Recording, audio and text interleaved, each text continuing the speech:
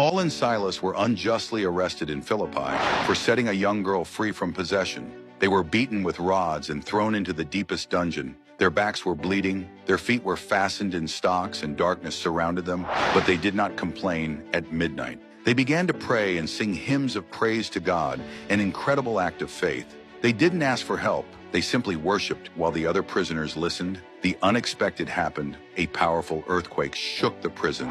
The doors flew open and the chains fell off. Everyone was set free. The jailer, seeing the doors wide open, thought the prisoners had escaped. He drew his sword to take his own life, but Paul shouted, "Don't harm yourself. We are all here trembling." The man fell to his knees and asked, "What must I do to be saved?"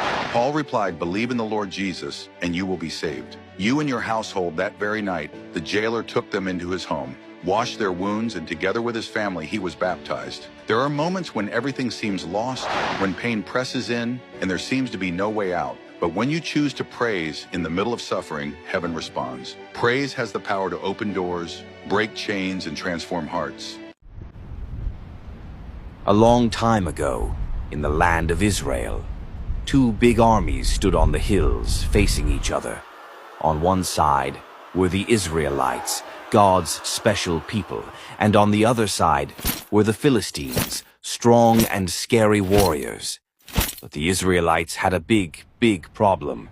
His name was Goliath. Is there no one brave enough to fight me? If you defeat me, we will be your servants. But if I win, you will serve us. The Israelite soldiers were terrified. No one wanted to face the giant. Meanwhile, far from the battlefield, a young shepherd named David was tending his sheep. He was small but full of faith.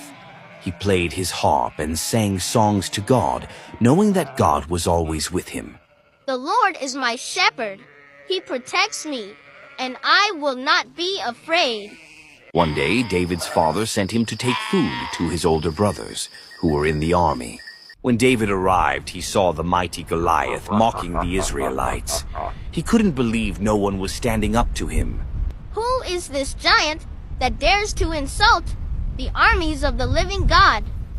David's words spread quickly all through the camp.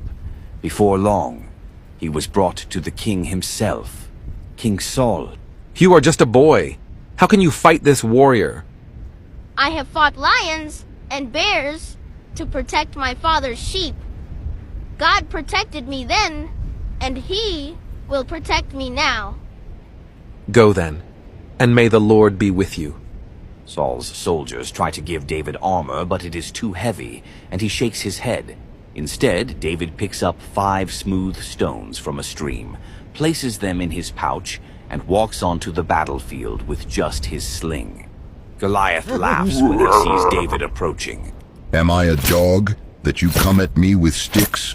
Come here, and I will crush you. But David stood firm. He wasn't afraid. He trusted God with all his heart. You come with a sword and spear, but I come in the name of the Lord. Today, he will give me victory over you. David places a stone in his sling, spins it around, and releases it.